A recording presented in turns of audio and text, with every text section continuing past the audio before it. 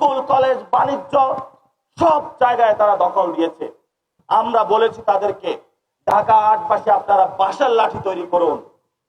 এই বাঁশের লাঠি দিয়ে এইসব রক্ষী বাহিনী, যারা নব্য রক্ষী বাহিনী ঢাকা আটে আবিষ্কৃত হচ্ছে, গ্যাংস্টার, তাদেরকে আমরা প্রতিহত করব। দেখা যাবে তাদের কত শক্তি এই জমিদারদের।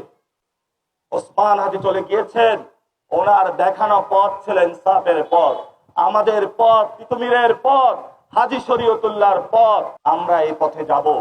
দেখুক তাদের কত সাহস আর আমাদের কতটুকু বুকের পাঠা আমরা তাদের রাজপথে দেখে ছাড়বো। ওরা বলে আমরা নাকি তাদেরকে উস্কানি দিচ্ছি। তুমি সারাদিন চান্দাবাজি করবা, দখলদারিত্ব করবা, সন্ত্রাসী করবা, আমার ভাইয়ের সারাদিনের ব্যবসার টাকা কেড়ে নিবা।